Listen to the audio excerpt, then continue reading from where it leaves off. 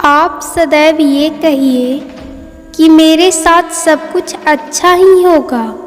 आप देखेंगे जो बुरा होने वाला है वो भी अच्छा हो जाएगा। बुरे विचार करते समय सोचो इसका परिणाम क्या होगा, पर अच्छे विचार करते समय कुछ भी ना सोचें, अपितु उस विचार को ही परिणाम घोषित कर दें। अपनी सफलता का रौब माता पिता को मत दिखाओ, जिन्होंने अपनी जिंदगी हार कर आपको जिताया है। जब किसी ज़रूरतमंद की आवाज़ आप तक पहुँचे तो परमात्मा का ध्यान करना कि उसने मदद के लिए तुम्हें पसंद किया है, वरना वो तो सबके लिए अकेला ही काफ़ी है। कुछ चीज़ें समीप जाने पर बगैर मांगे मिल जाती है, जैसे बर्फ़ के पास शीतलता, अग्नि के पास गर्माहट और गुलाब के पास सुगंध। इसलिए भगवान से मांगने की बजाय निकटता बनाइए, सब कुछ अपने आप मिलना शुरू हो जाएगा। महादेव कहते हैं कि मैं किसी का भाग्य नहीं बनाता और ना ही मैं किसी के कर्मों का फल देता हूँ। ये एक व्यक्ति या जीव के अपने कर्म हैं जो अपने भाग्य का निर्माण करते हैं। मुश्किल वक्त हमारे लिए आईने की तरह होता है, जो हमारी क्षमताओं का सही आभास हमें कराता है। हर समस्या का हल है। नाम लो महादेव का, इसी नाम में ही बहुत बल है। अपने सबसे खास से धोखा खाने के बाद लोग चाहकर भी किसी पर संपूर्ण भरोसा नहीं कर पाते, यही सत्य है। अहंकार तब उत्पन्न होता है जब हम भूल जाते हैं कि प्रसन्नता हमारी नहीं, हमारे गुणों की हो रही है। महादेव ने कहा है, अगर तुम्हें किसी ने दुखी किया है तो बुरा मत मानना। लोग उसी पेड़ पर पत्थर मारते हैं जिस पेड़ पर ज़्यादा मीठे फल होते हैं। ये सच बात है कि भूल करके इंसान कुछ सीखता है, परंतु इसका ये मतलब नहीं वह जीवन भर भूल करता रहे और कहे कि हम सीख रहे हैं। जो रास्ता ईश्वर ने आपके लिए खोला है उसे कभी भी कोई भी बंद नहीं कर सकता। जब आप दूसरों के लिए अच्छा चाहते हैं तो वही अच्छी चीज़ें आपके जीवन में वापस आती है। यही प्रकृति का नियम है। आपका मन आपका शत्रु भी बन सकता है और मित्र भी बन सकता है। सुख का राज कम इच्छाएं रखने में है। मन चंचल होता है और इसे नियंत्रित करना कठिन है, लेकिन निरंतर अभ्यास करने से इसे बस में किया जा सकता है। अगर आप अपना लक्ष्य पाने में असफल हो जाते हो तो आप अपनी रणनीति बदलें, लक्ष्य नहीं। आत्मा ना तो जन्म लेती है, ना कभी मरती है, और ना ही इसे कभी जलाया जा सकता है, ना ही इसे पानी में गीला किया जा सकता है।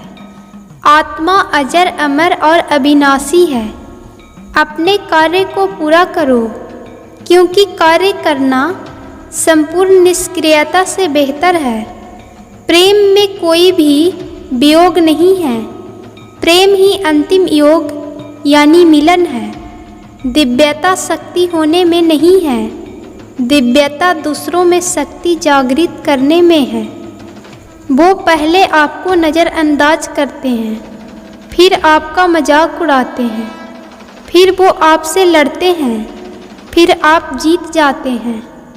जो गिरते हैं और संभल जाते हैं वो अक्सर जीवन को समझ जाते हैं। जीवन में खतरों से डरने के बजाय एक बार खतरों का सामना करें। यदि आप खुश रहना चाहते हैं तो आपको इसे एक लक्ष्य से बांधना चाहिए, ना कि वस्तुएं और लोगों से। दुनिया में ऐसी कोई मंजिल नहीं है जहाँ पहुँचने का कोई उपाय नहीं। जीवन में हमेशा कुछ बड़ा करने की कोशिश करें तो एक दिन तुम भी बड़े हो जाओगे। एक बार की बात है, रात का समय था। चारों ओर घनघोर अंधेरा छाया हुआ था। केवल एक ही कमरा प्रकाशित था। वहाँ 4 मोमबत्तियाँ जल रही थी। चारों मोमबत्तियाँ एकांत देख आपस में बातें करने लगी। पहली मोमबत्ती बोली, मैं शांति हूँ। जब भी मैं इस दुनिया को देखती हूँ तो बहुत दुख होता है। चारों ओर पापाधापी, लूट खसोट और हिंसा का बोलबाला है। ऐसे में यहाँ रहना बहुत मुश्किल है। मैं अब यहाँ और नहीं रह सकती। इतना कहकर मोमबत्ती बुझ गई।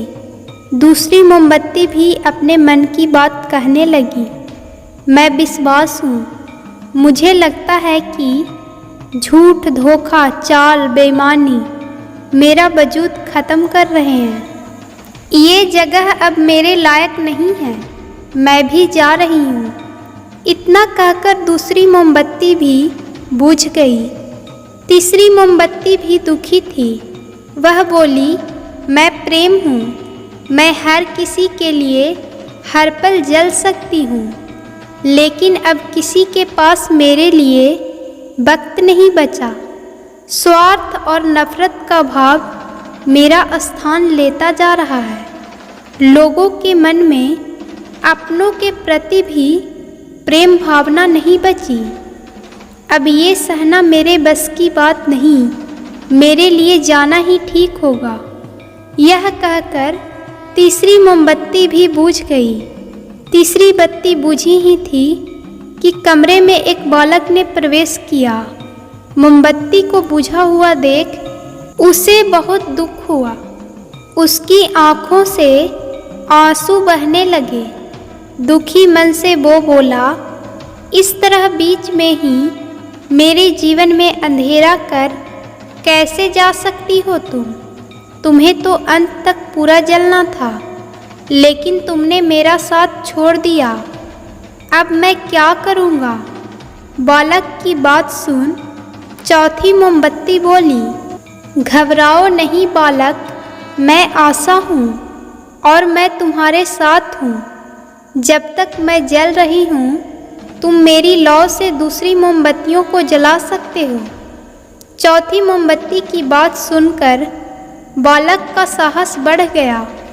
उसने आशा के साथ विश्वास और प्रेम को पुनः प्रकाशित कर लिया। इस कहानी से हमें ये सीख मिलती है कि जीवन में समय एक जैसा नहीं रहता। कभी उजाला रहता है तो कभी अंधेरा। जब जीवन में अंधेरा आए, मन अशांत हो जाए, विश्वास डगमगाने लगे और दुनिया पराई लगने लगे, तब आशा का दीपक जला लेना। जब तक आशा का दीपक जलता रहेगा, जीवन में कभी अंधेरा नहीं होगा। आशा के बल पर जीवन में सब कुछ पाया जा सकता है। इसलिए आशा का साथ कभी ना छोड़ें। महादेव कहते हैं कि सुखी वही रह सकता है जिसे पता चल चुका है कि पूरे संसार में कोई सुखी नहीं है। मिलता तो बहुत कुछ है जिंदगी में, बस हम याद उसी को रखते हैं जो हासिल ना हो सके। किन सांसों का एतवार करूं जो अंत में मेरा साथ छोड़ जाएंगे? किन रिश्तों का मैं अभिमान करूं जो शमशान में पहुंचकर सभी टूट जाएंगे?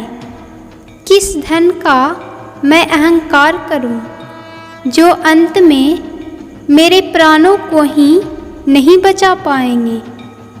किस शरीर पर मैं घमंड करूं जो अंत में मेरी आत्मा का बोझ भी नहीं उठा पाएंगे? एक आदमी ने एक बुजुर्ग से पूछा, त्योहार मनाने का सबसे अच्छा दिन कौन सा है? बुजुर्ग ने प्रेम से कहा, मृत्यु से एक दिन पहले। आदमी बोला, मौत का तो कोई वक्त नहीं होता। तो बुजुर्ग ने हंसते हुए कहा, तो जीवन का हर दिन आखिरी समझो और जीने का आनंद लो। अधिकतर लोग समझने के इरादे से नहीं सुनते, बल्कि जवाब देने के लिए सुनते हैं। अगर आप अपनी ज़िंदगी बदलना चाहते हैं तो समझने वाला भी बनिए और जवाब देने वाला भी। जब आपका दोस्त तरक्की करे तो गर्व से कहो, वो आपका दोस्त है। जब आपका दोस्त मुसीबत में हो तो गर्व से कहो, मैं उसका दोस्त हूँ। कमज़ोर लोग बदला लेते हैं, ताकतवर लोग भूल जाते हैं और समझदार लोग माफ़ कर देते हैं। कुछ लोगों की बीमार होने की वजह दूसरों की खुशियाँ भी होती है। खूबसूरती गोरे रंग की मोहताज नहीं है, क्योंकि काला रंग तो श्याम सावरे का भी था। अच्छे चेहरे का असर कुछ टाइम का होता है, लेकिन अच्छी सोच और सुंदर मन का असर पूरी जिंदगी रहता है।